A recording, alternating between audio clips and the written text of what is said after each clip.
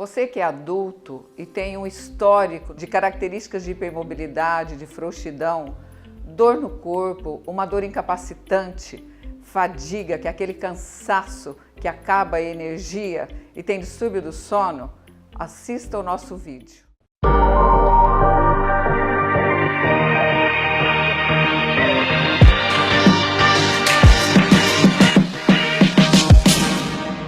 O adulto, ele pode ter historicamente uma característica chamada hipermobilidade, ou seja, desde criança, adolescente, tinha algumas ou várias articulações frouxas, luxava as articulações, ou seja, desencaixava o ombro ou quase desencaixava, ou o joelho, a patela, o pé chato, a orelha de abano, o joelho hiperestendido, curvado para trás, às vezes conseguia pôr o pé na cabeça, fazer espacate, sentar em W.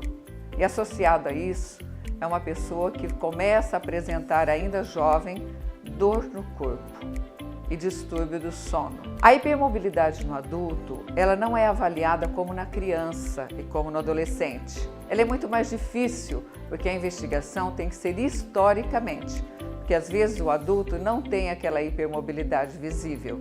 E aí os profissionais de saúde ignoram, não investigam e essas pessoas são tratadas com diagnóstico secundário.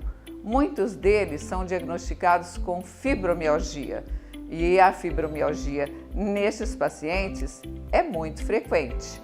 Então é preciso entender a doença de base. Como a hipermobilidade é desconhecida, essa frouxidão é desconhecida também a denominação, Isso é uma síndrome de hipermobilidade, isso é um transtorno de hipermobilidade, é uma síndrome de Ehlers-Danlos hipermóvel ou um dos outros 12 subtipos das síndromes de Ehlers-Danlos. O diagnóstico da síndrome de hipermobilidade articular ou dos transtornos do espectro da hipermobilidade ou da síndrome de Ehlers-Danlos hipermóvel, que é um dos subtipos mais comum dentre os 13 subtipos, é feito clinicamente por testes especiais e não tem teste genético.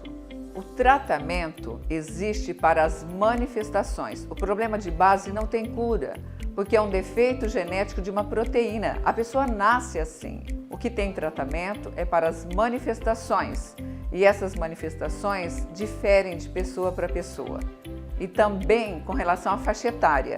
A maneira como se trata a criança, o adolescente e o adulto é de forma diferente. Com relação ao tratamento das manifestações associadas à hipermobilidade, independentemente da denominação, é fundamental que tenha o fisioterapeuta, porque todos eles têm manifestações nos membros superiores, inferiores e na coluna vertebral.